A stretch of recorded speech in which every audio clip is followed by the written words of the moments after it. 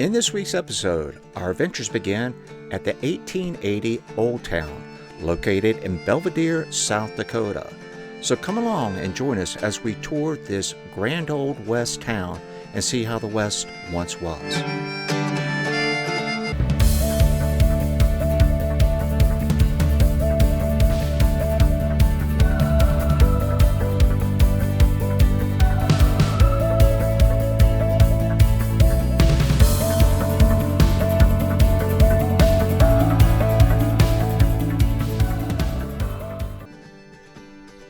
Walking out the door, you feel that you've gone back in time, back to the wild, wild West.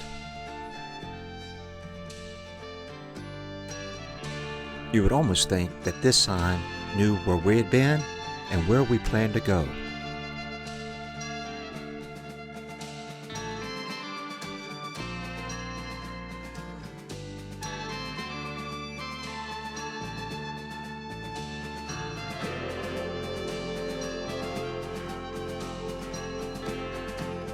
As we enter the town's post office, check out the Most Wanted posters on the wall.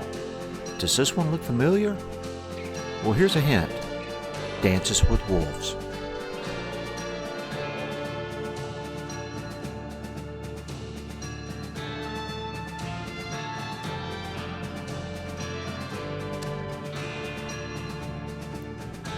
Then we took a walk over to the town bank. No one was there, but it was okay. The money was safe. It was all locked up.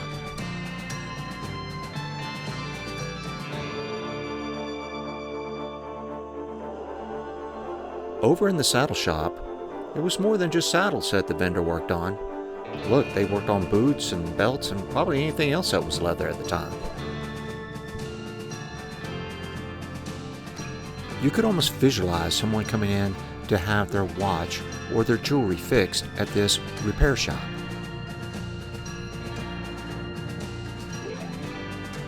We stopped by to meet the mayor, but he wasn't in. He's probably over at the saloon.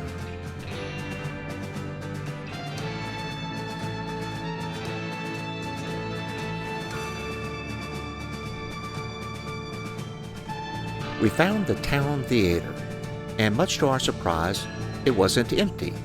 There was actually someone in there who gave us a great history lesson on a pioneer legend by the name of John Colter.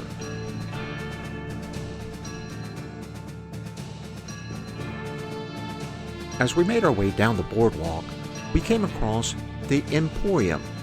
Some people refer to this as a general store where people go in and they buy merchandise.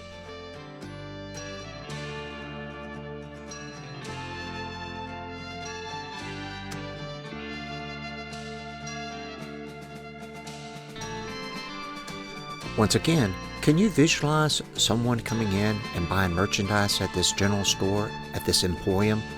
I mean, just think of little kids coming in and buying candy at the counter.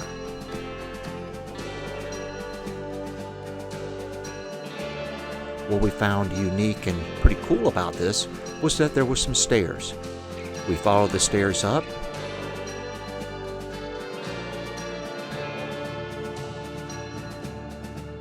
And to our surprise, this is where the doctor lived. Not only did the doctor live there, but also practice medicine there as well.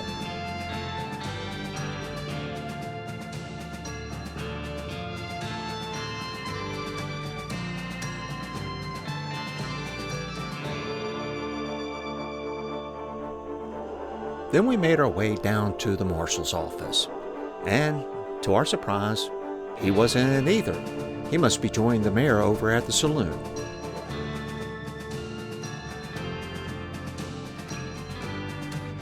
So we decided to take a tour of the jails. All of them we found were empty except for one. It was the town drunk, so we had to go check in and make sure he was okay.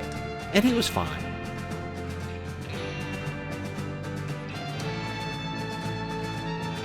Well, maybe I should become the new sheriff in town. Don't I look good sitting here in this seat?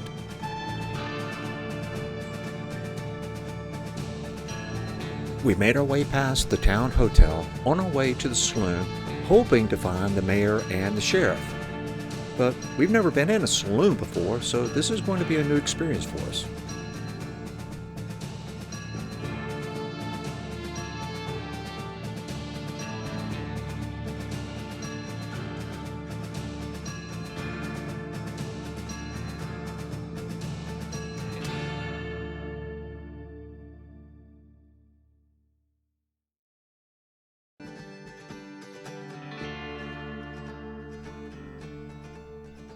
We didn't find the mayor or the sheriff downstairs in the saloon, so we decided to take a look upstairs.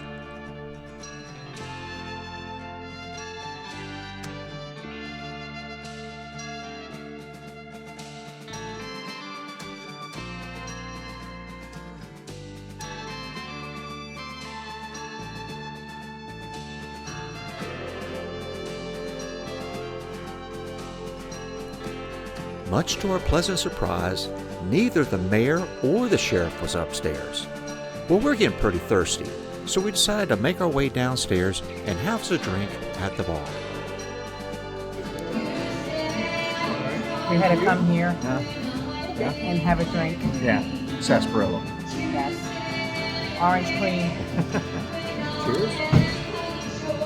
And they are twist off, but if you have a hard time.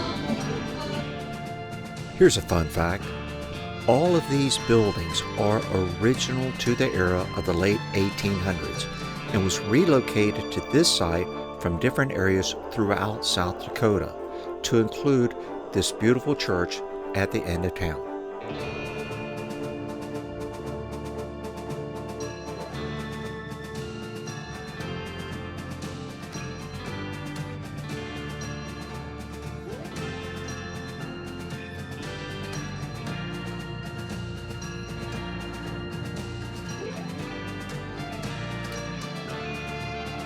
All aboard.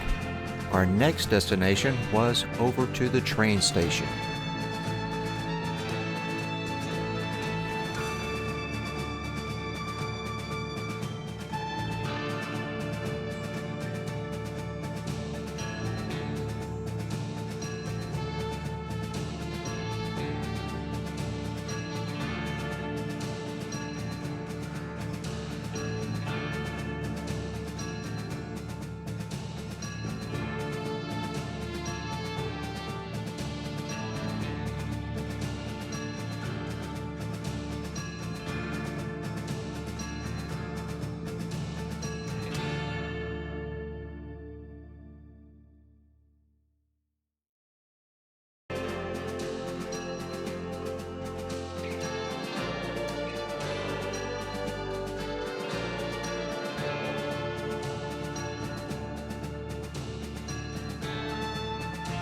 Many things were delivered by train, to include seed. So the bags of seed would be unloaded off the train and then over to the seed store. In the late 1800s, wagons were used to haul away items that were offloaded from trains. So having a wagon repair shop next to a train station would be ideal.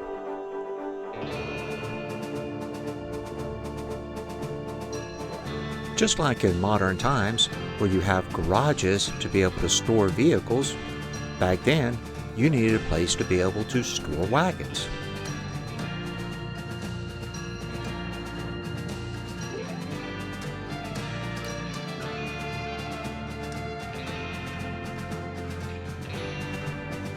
For convenience and expediency, the fire department was located in the center part of town.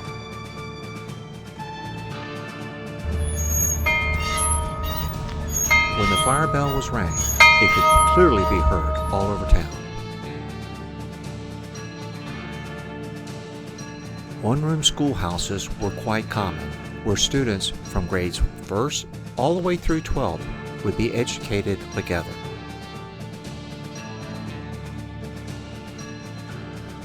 We stopped by the town real estate office, but no one was there, so we decided to go look for houses all on our own. That's when we located this adorable 2-room house. quite different than today's accommodations, that's for sure.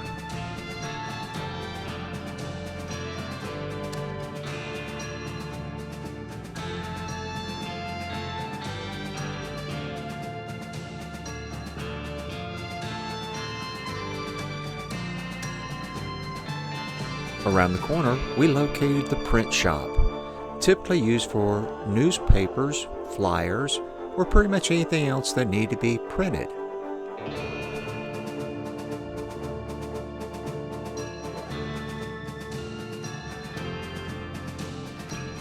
(1880) Old Town hosts one of the largest collections of props used during the movie of Dances with Wolves.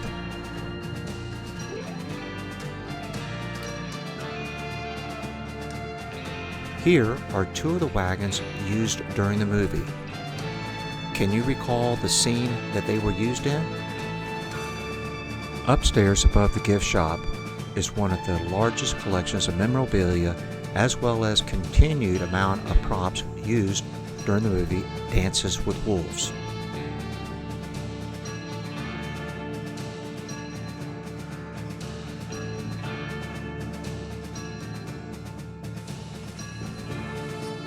Tatanka.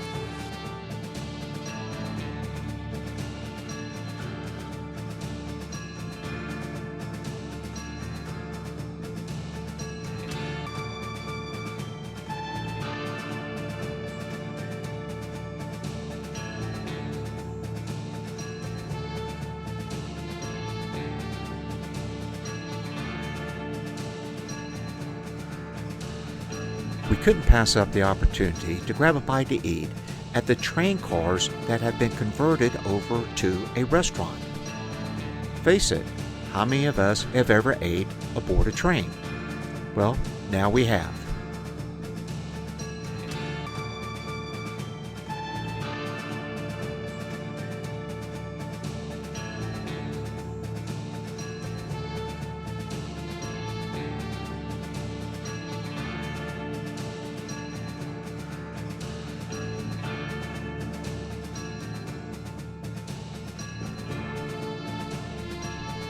We had a great day at the 1880 Old Town, but the next morning we had an issue.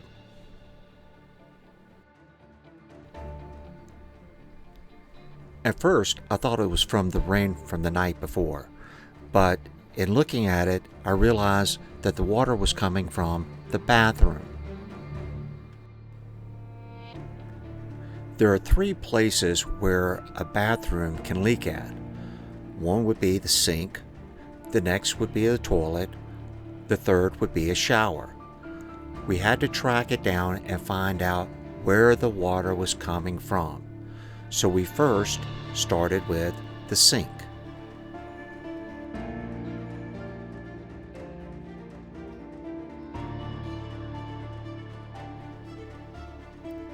One of the best ways to check for a leak is by using your hand.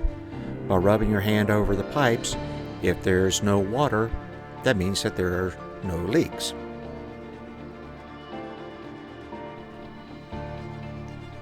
Next, I checked underneath the toilet. Even though there was a little bit of water there, it was nothing that was dripping or running down. So that leaves me only one more choice, and that means the leak is coming from behind the shower.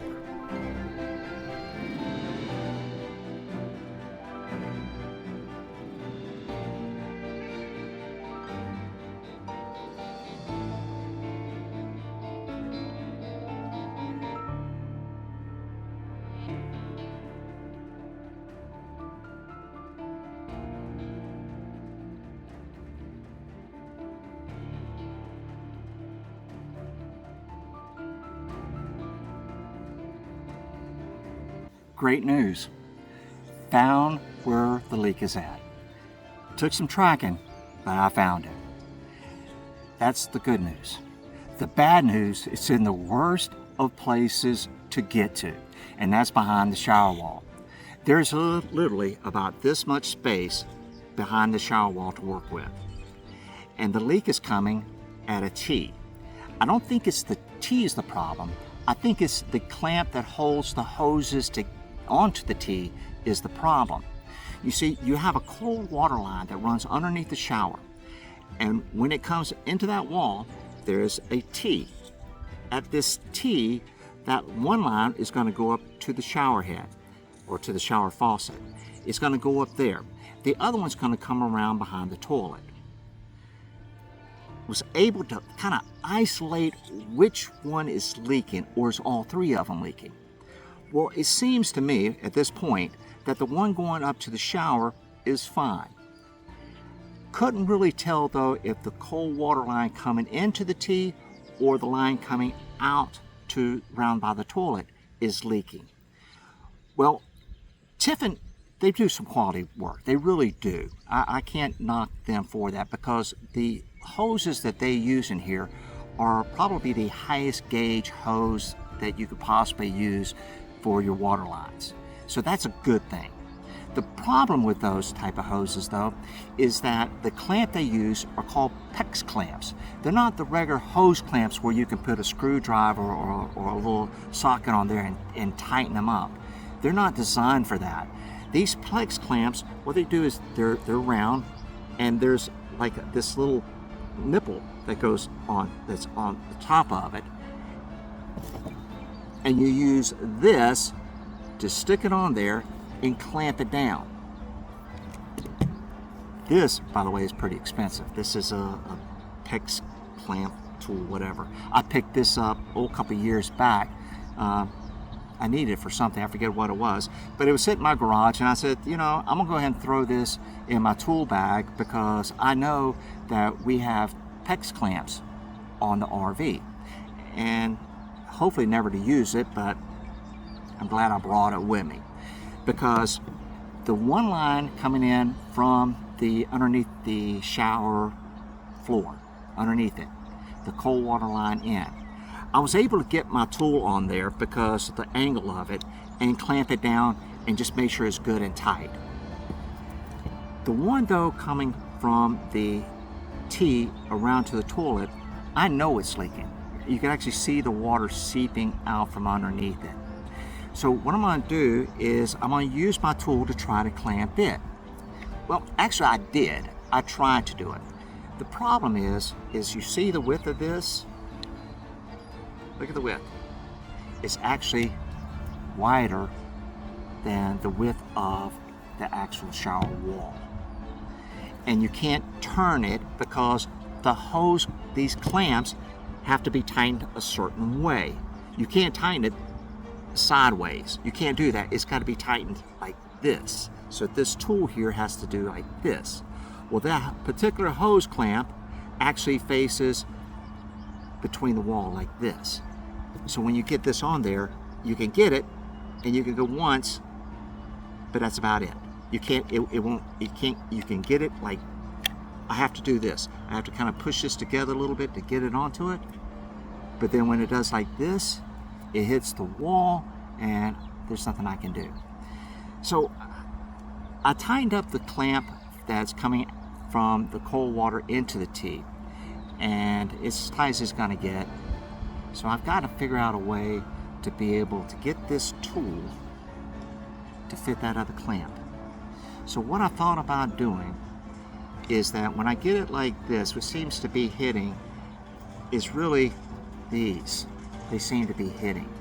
I know there's a purpose here for them, but what I want to try to do is I'm going to try to trim some of my tool off. I don't know if it's going to work or not, but I'm going to try to trim some of this off to make the tool fit within the shower wall, just so I can cramp it down. Wish me luck. Like I said, I don't know if it's going to work or not, but at this point, I have no other option. Follow along. Let's see what happens.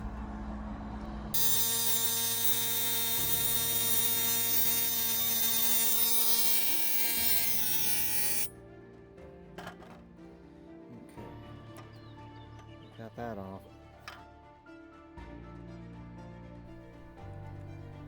I used a zip tie to hold back one of the hoses for me to be able to get the tool in to be able to clamp onto the clamp itself.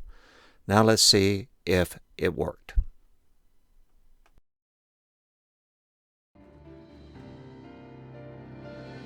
It's a success. The leak is now stopped. We'll leave this open and turn a fan on it to let it all dry out. It's Memorial Day morning, and it was a beautiful day, and we decided to go into the capital of Pierre, South Dakota to see the Veterans Memorial.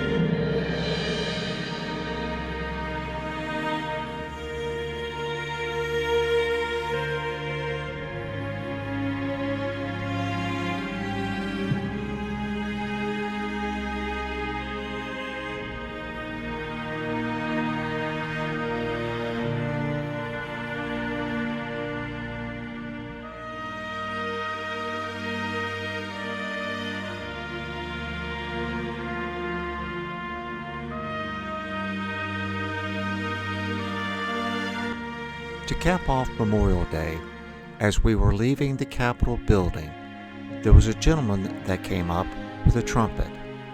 When asked what he was doing, he said he was there to play taps at 3. And what a treat it was for us to be able to witness this.